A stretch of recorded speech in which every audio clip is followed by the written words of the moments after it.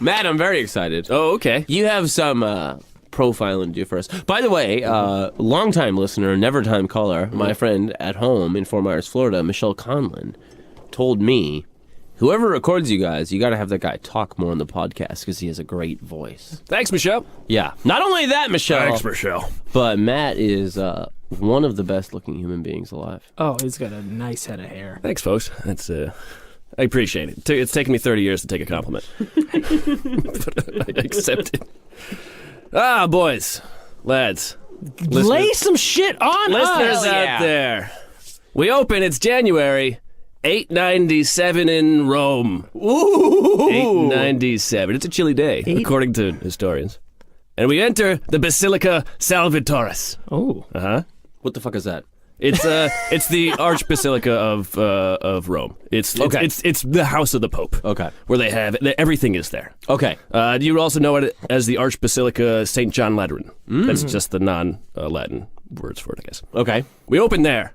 We enter a full house, packed house, and one Pope is yelling as loud as he can, accusing this man of heresy and corruption, and he's yelling all of this at a dead man wearing papal robes in a throne. Jesus Christ. In a throne? Yes. They have taken a dead man and put him on the papal chair, the Pope's chair, and they are running a court case to accuse him of desecrating his office. They're trying the dead man? They are trying the dead man. He is on trial. Yes. On a throne? Yes. Jesus. All right, well, who's the dead man? Well, I'll get to that. Okay. This, folks, is known as the Cadaver Synod, or Synod. Cadaver Synod. Mm-hmm. That's it. It's spelled S-Y-N-O-D, so I mispronounce it. It's also known in Latin, this is much more fun, as the Synod Horrendus. Ooh, I like that. Mm-hmm. I like that. So how do we get here? Well, it all starts in 800, when Charlemagne is crowned Holy Roman Emperor. Mm-hmm. Now, Charlemagne, Charles the Great, as you would. Yeah. Now, he has 4 wives and 3 legitimate sons, and only one of them lives, and his name is Louis the Pious. Now, Louis, he's known as Louis the Pious because one time he accidentally killed his nephew. He sentenced him to death, and he said, no, I won't kill him, and then he accidentally killed him. So then he went to the Pope, and he asked for forgiveness, and gave all of his mistakes. He tried to atone for everything, even stuff like I pooped in the grass, which is usually as a guy like that, you don't have to come out and say it, but he gave everything, so they called him Louis the Pious. Now, Louis, he has 4 sons, all right? He has 3 from his first marriage and 1 from his second. And the one from his first marriage, this guy named Lothar, becomes the Holy Roman Emperor after Louis. So Charlemagne dies in 814. Louis becomes the Holy Roman Emperor. Okay. And then his oldest son, Lothar, becomes Holy Roman Emperor. Now, he dies in 840. And as soon as he dies, he gives it to his son, Louis II. Now, Louis doesn't have any kids. So when Louis dies, there's no immediate successor to the throne. Mm-hmm. So what do? Well, then you have some fucking guy just pick it for you. Wow. And what that usually is in this time, it's the Pope. Mm-hmm. So the Pope's going to choose the heir. Now there's a kind of battle back and forth. So everybody wants to get something from the Pope, and if he doesn't pick him, they hate him. If they pick him, they love him. Yeah. That's how it is. Now, Louis dies in 875. There's no male heir, and so the choices are either his wife becomes emperor. Mm-hmm. Can't do that back then. Nope. Or Louis's other son, Louis the German. Was he a mob guy? Yeah, Louis the German. Louis the German. Oh, wait a minute. Oh, Louis the Kraut. Well, so Charlemagne is part of the Carolingian dynasty. Right. And they are the first great dynasty of the Holy Roman Empire. And then they eventually pass out. But one of their rivals is the Duchy of Spoleto. And this will become important later. The Duchy of Spoleto. Pass the Duchy. It's so fun. There's just so many. I was talking to the Duchy of Spoleto the other day. And Frankie the fucking German showed up and all hell broke loose. So we have Louis's wife. Mm-hmm. We have Louis the German. Yeah. The other son. And then we have this third son named Charles the Bald. These are complete mafia names. Yeah. Bald Charlie. Now, he was named Charles the Bald not because he didn't have hair, but because he was from Louis the Pious' second marriage, and he had no lands. Oh, really? Yes. So then he eventually became the king of the Franks, and eventually he had those lands. But so these are the 3 people vying for this throne. Mm-hmm. And Louis II's wife, she was part of the Duchy of Spoleto. So, you get these two rival factions, and she's kind of in the family, but she wants her side to have more power. But the Pope at the time, this man named John VIII, he says, none of this. I choose Charles the Bald. Really? Just because I couldn't find a specific reason, but the Spoleto dynasty was the direct geographic rival to Rome. So if you split Italy northwest to southeast on that line, Rome is on the west coast, and the Spoleto dynasty is on the east coast. And so they're a little close. It's kind of frightening for the Pope because they want as much power as they can get. Right. So this brings us to our main character, a man named Formosus. Okay. Now, Formosus, no one knows anything about him. He was born in 816, maybe. He didn't get his name until he became Pope years later. But before that, he was known as he was the Bishop of Porto. In 864, he was about 50-something years old, and appointed Bishop of Porto, which is Porto is a port town on the west coast of Italy, where the Tiber River enters. Right. So that river runs all the way through Rome. This is a major port. It's a very big appointment for him. By all accounts, he is extremely well liked.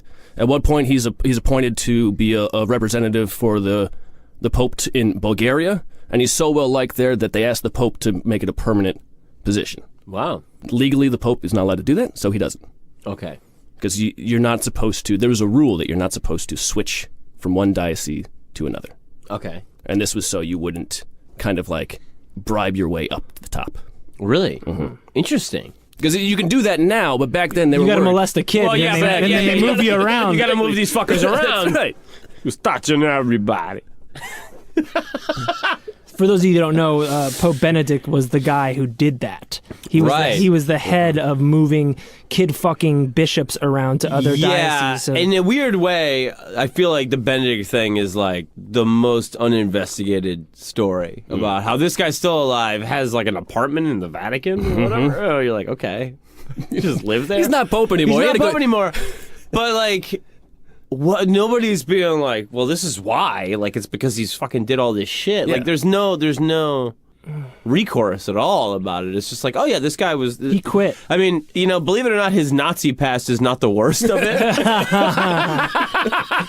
Right. It was more the molestinin. Hiding of molesters and looking like Emperor Palpatine. Yeah, he looks so diabolically evil. It's so... how did he... Did you hire him over the phone? What the fuck? Did you not look at him? Did they have pictures and then the resume? Yeah. Did he have Darth Vader's mask on for most of it? I'm sorry, continue, Matt. Oh, no, I enjoyed it. All right, so it's 875, all right? Okay. And this is prime Pope time. In between 872 and 904, a period of 32 years, there are 24 different popes. Which means it's chaos. Yeah. Someone dies, a family they want influence, they do whatever they can to get their pope in. Yeah. They don't like this pope, someone tries to murder him. They get someone else in. 24 different people were pope in 32 years, which means there's like, what stays? What rules stay? Right. Does anything matter at this point? So in 872, just before this, is when John VIII is crowned pope. And this guy Formosus, he's not a huge fan of this guy. Also, he was in the running, so he was kind of against it. And by 875, all of this is getting out, and he doesn't like these Spoletans coming in, and he's worried about them. He's worried about all this negative rumors about him, so he flees. He flees Rome, and he goes and hides in tours in France. And because of this, everybody just goes, oh, he's probably plotting something. He's probably guilty of something. Right. And so John VIII, he crowns Charles the Bald, and then he calls another synod. And he says, everybody who fled has to come back and answer for it. Right. And Formosus says no. And so because of this, he's excommunicated. And he has to sign a document saying, I will not return to Rome, and if I do, bad things are going to happen to me. But then, John VIII dies. So Before he ever signs the... no, so he signs it. Uh-huh. But John VIII dies in 883, 7 years later. And Pope Hadrian III, he becomes Pope. And he says, all right, none of that's a big deal. You can come back to Porto. You can be the Bishop of Porto in one of the biggest cities again. And you're back in the running for everything. A couple years later, Hadrian dies. Then this guy Stephen is elected. Then he dies. And now it's 891. In 8 years, they're just coming, they're just turning them out. Yeah. Now, Formosus is elected, and by all accounts, everybody loves him. This is the people love him. The papacy loves him. everybody gets along with him well, except for one family, one duchy. Ooh. The Spoletas. Yeah. Motherfuckers. Fucking motherfucker. You fucking motherfucker. Fucking Spoleta You motherfucker. fucking Spoleta motherfucker. I'll fucking kill you kids. I'll kill you kids. One of you dirty fucking You fucking Spoletas. mother. I try so hard. I work so hard. It doesn't mean shit. You fucking Spoleta.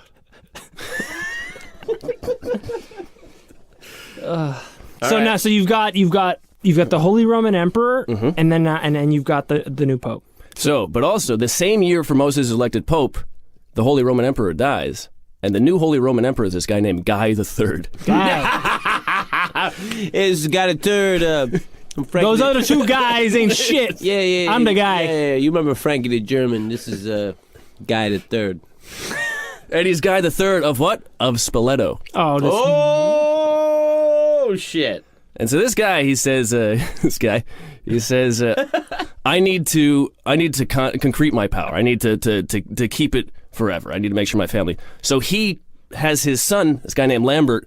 He also makes him a co-Holy Roman Emperor. Weird. So he's like, if I die, it immediately goes to him. Right. And this is a time where, like, the Pope isn't just picked by other clergy. Sometimes it's secession. Sometimes a rich family says we want him, and they have enough power to do it. Really? Yes. Wow. So there's no white smoke or anything like that. Yeah. This wasn't till 1050 or something like that. No shit. So all of a sudden we have these two factions here: the Pope and this family he doesn't like. Now they're both in the biggest power in the land. And so when Guy dies, this is 1 year later, and Lambert is 14 years old, and now he's supposed to be crowned the Holy Roman Emperor. And so before he gets there, Formosus writes to this other guy, this guy named Arnulf. Arnulf? Arnulf of Carinthia. Because that's where he was from. I'm Lothar. This is me mate Lambert. We like to wear robes. We wear robes, didn't we? Those are Lothar is such a shitty name. It's such an evil name. What's your name? Lothar. Lothar, table of two. We're all booked up. Lothar. So the Pope, he asks Arnulf, he says, hey, why don't you come down here and drive these fucks from the castle, from Rome, and then you can be Holy Roman Emperor. And Arnulf is like, all right, I'll do that. So he goes down in 894. He goes down, he drives the Spoletos out of Rome, and now he's crowned Holy Roman Emperor, and he's on his way to East to finish him off. And as he goes out there, he suffers paralysis or stroke or just whatever. He fell down one time and his legs didn't work anymore or something. Yeah. That's just how it was. Mm-hmm. But he's still a Holy Roman Emperor. He just can't do shit. Right. Which really means Formosus now has some power. Yeah.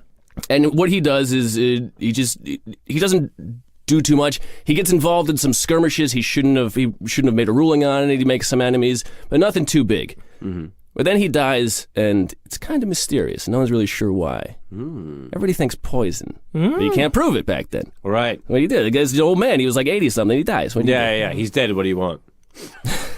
Exactly. He's dead. What do you want? The rumor is that the matriarch of the Spoleto family, this woman named Agiltrude, Agiltrude, Agiltrude. Okay. She is a very powerful woman at this time. Sounds like it. Uh-huh. So the rumor is that she wanted him poisoned. And really? So that's probably how he died, everybody thinks. Arnulf, I want him poisoned! Now! Fuck off, Agiltrude. I'm in my robe, can't you see that? Yeah. I'll poison him when I damn well feel like it. Why don't you ring up Lothar? Yeah, you real liked him back in your school days. Yeah, take it up with Frankie the German then. Now, Formosus, according to one source, he's so well liked that when he dies, the public riots in the streets. Wow. Because it just seemed too soon. Really? Yeah.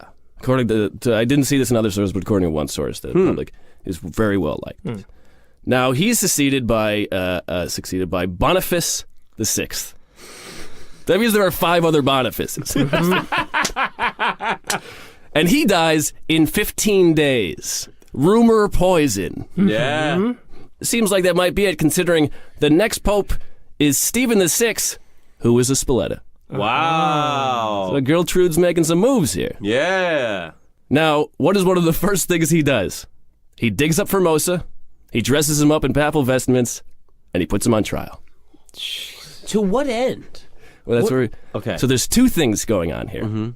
One is a Gertrude just wants to hurt this man still. She just wants to just embarrass him or do whatever she can. She wants to take out her anger on him. Even though he's dead. Even though he's dead. Dig him up! Take that. Okay, true. You want to put your man through the ringer. And the second thing is, remember that rule earlier I told you about? You can't go from one diocese to another. There was an old synod that they made that rule. Right. Now, Stephen wants Formosus to be ruled an invalid pope, because Stephen did the exact same thing Formosus did, is he went from one diocese in Rome to become pope.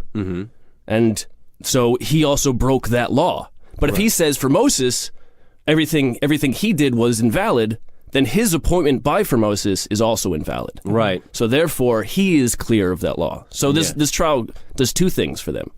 Okay. Does that make sense? Yeah. So if he can invalidate this guy's rule, he by not by proxy but by extension is absolved of his wrongdoing. Of his own wrongdoing. Yeah, Yes. got it. Interesting. So I just want you to picture. Here's a paragraph from this guy Paul Collins in Birth of the West. He wrote about this. He wrote about just the body itself. He says, usually after 9 to 10 months, bodies are in an advanced state of decomposition, especially if exposed to the weather. However, protected by his tomb, Formosus' body must have been reasonably intact when exhumed. Summer in Rome is usually hot and dry. Given these conditions, the corpse would have quickly dehydrated. As a result, the skin would have turned hard, leather, and black, creating a thick protective shell around much of the body. But the underlying moist tissues would have produced a pungent smell that would have been repulsive and sickening even in an age when people were used to the stench of death. Jesus Christ. For an entire day, they put this man's body on trial. Yeah. And with him stinking. to answer for him, they recruited an 18-year-old deacon who was appointed deacon by Formosus, and he had to answer all of the charges hurled at him, standing next to the body for the entire day. Oh, taking a big old whiff of death. Whoa. So there's an 18-year-old kid up there with this dead body. Speak for the dead guy who smells like shit, kid. Yeah. And he's going up there, he's like, I didn't do shit. Like, what is he saying? Well, he can't say that. Because if he says that, then they're like, you're going with him. Yeah, of course. So when he says answering, he's been like, yeah, I'm sorry. Before I died, I was really remorseful about that. I'm really sorry. You're so smart and so good looking, and virile. And Spoleto's there, chill. I don't care. Doing his best Guido voice. Yeah. Fuck. Jesus Christ. So at the end of the day, How long did this go on? one day. Good God. And they dressed him up. They dressed him up in his old robes, an old hair shirt. They put the hat on him, everything. Just a corpse sitting on a chair. At the end of the day, a verdict is read. What would you think the verdict was, guys? I bet he was completely absolved of all the charges. Guilty, John. Guilty. No. He was, yeah. Yes. Yeah. Wow. Can't believe it. Yeah. Well, he's guilty. So you know what they do? They kill him. Kind of. No. They cut off 3 fingers on his right hand because that's the hand he blessed stuff with. They give those to a Gertrude. They take his body, they bury it in a pauper's grave. 3 days later, they dig it up, they drag it through the streets, they put weights on it and throw it in the Tiber River. Jesus Christ. They put what on it? Weights. Oh my God. But then they gotta bury him first in a pauper's grave because he's not a pope anymore. That's right. And then they dig him up again. God, who had to do that? That 18-year-old kid, probably. Now, Sure, whatever you say, Mister. Yeah. No. I mean, I guess he's guilty. I don't know. so he's well liked though, this Formosus. He's still well liked. So a bunch of monks go down the river and they fish him out and they take him and they bury him in a secret grave. Wow. And now this is where things start to get interesting. Ooh.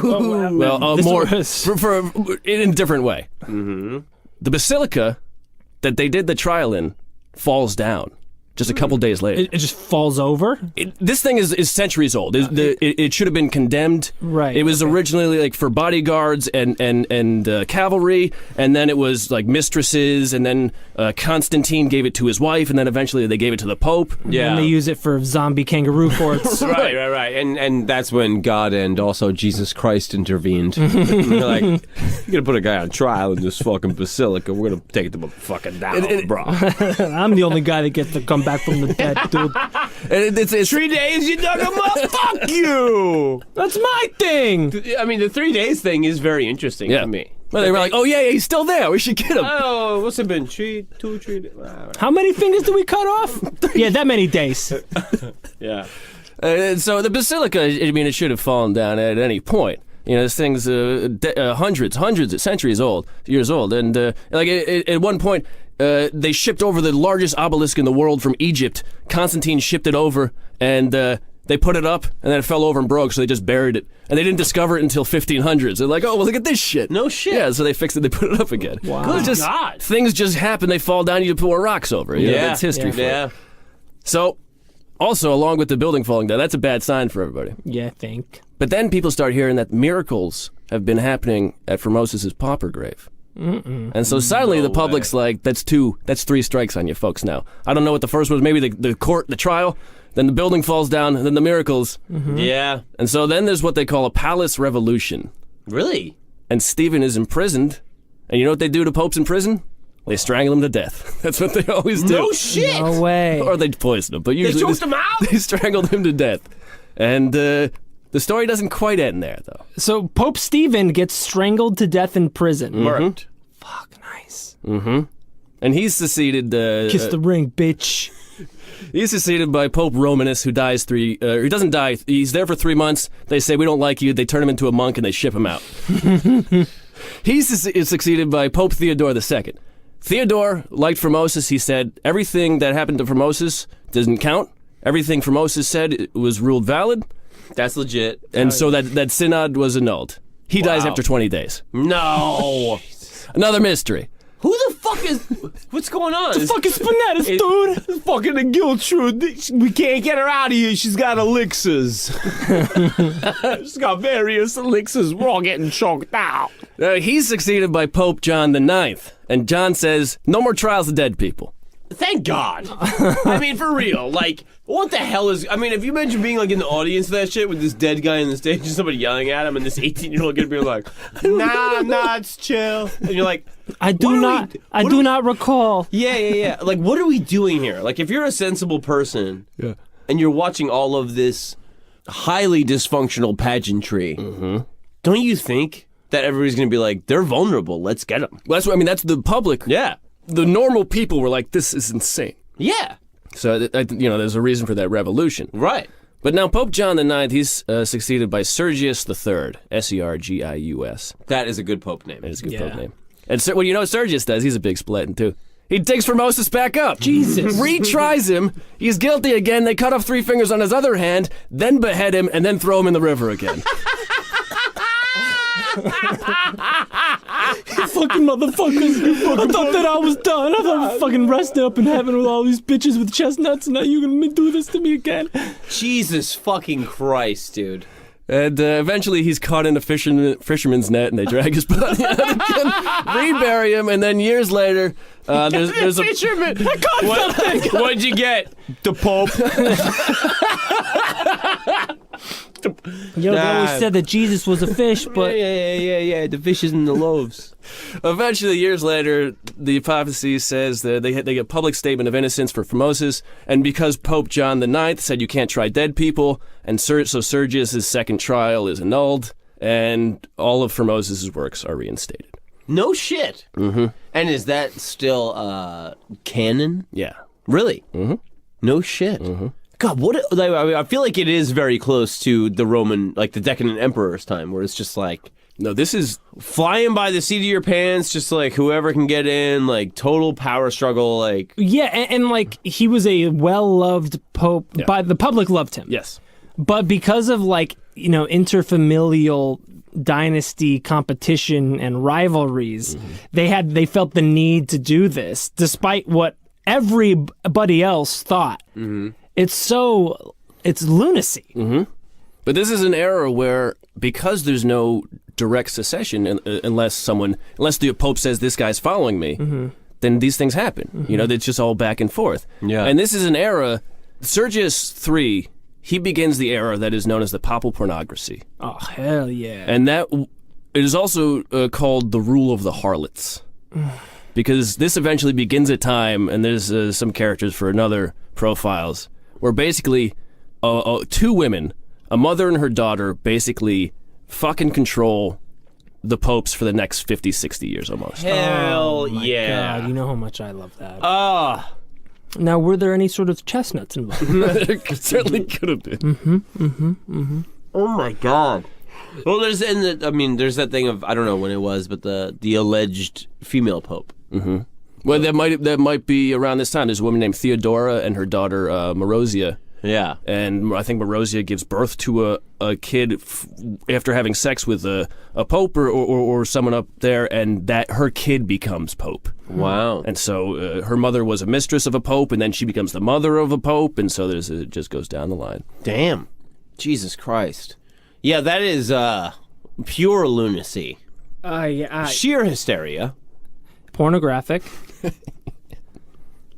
God, could you imagine how hot, like, fucking nasty Vatican sex is? God, well, you know, am I supposed to be doing this? Like, so one crazy thing I found is growing up Catholic, and you get used to the deal of what the whole story is. But back in the day, you know, there wasn't all the celibacy shit, and then they were like, all right, here's what's happening. This is why we're going to institute celibacy, because these priests will have families and leave their money to them. Mm-hmm. And we need that money. And we'd us. really like the money. Yeah. So we're going to cultivate a herd of pedophiles. Yeah. Right. Yeah. You know, little boys don't get pregnant. Life hack.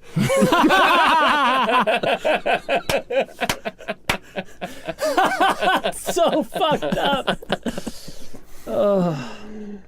You know, they were just sitting around some dimly lit table, like, what are we gonna do? All these fucking cardinals and priests are leaving all their money. You know what I've imagined the entire time you've been telling me this story is how fucked up the mouth of the corpse is.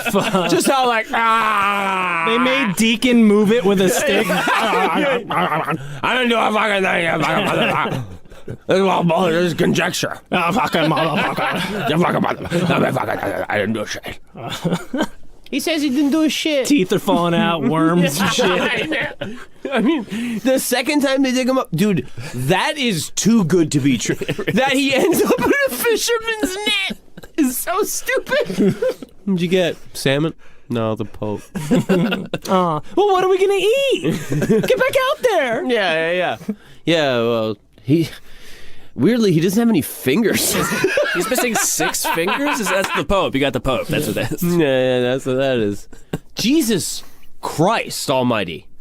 Good God. For me, one of the interesting things is, like, Stephen VI, no one has any fucking idea what he did before he was Pope until he died. Or, I mean, and then, you know, obviously after he died. But before he was Pope, there's not a fucking word about him, or like no one knows when he was born. Really? They assume he was born in Rome because you couldn't become a Pope unless you were born in Rome. Yeah. But there was no mention of him until he becomes Pope, and then he's Stephen VI. Well, that's like I was saying about earlier about the rewriting of the Bible, depending on whoever was emperor. It's like, it's so easy to purge history at that time. Mm-hmm. It's so easy to just be like, nope, that guy wasn't around. No. No. We don't talk about that. This is polite society where we dig up dead people and have sex with hookers on the floor under candlelight. Yeah. We don't talk about such things. We like to drag them through the mud after they're long dead. And we make little boys speak for them. Might have to dig them up again. I don't know. You know, that is wild. That's a wild time. You know that there were just some sensible women around in the room, like, what the fuck is that? Oh yeah. Just in the corner, like, can you believe this? I gotta fuck this guy later. Mm-hmm. I gotta fuck this guy later. What are you doing later? Oh, we're gonna take the body out, yell at him, and then So, honey, how was your day? What'd you do at work today, hon? Oh, dude. Bro, these stilettos are nuts. They got the Pope on a chair, bro. He's all fucked. That was jaw everywhere. It's all falling all over the place. Sinew, sputum. Yeah. So Gilchard, I mean, was that the thing? Is that she was poisoning everybody? Is that everyone's? That seems to be You know, it smells like a fish. It looks like a. I don't know what the phrase is. But It smells like a fish, but it's the Pope.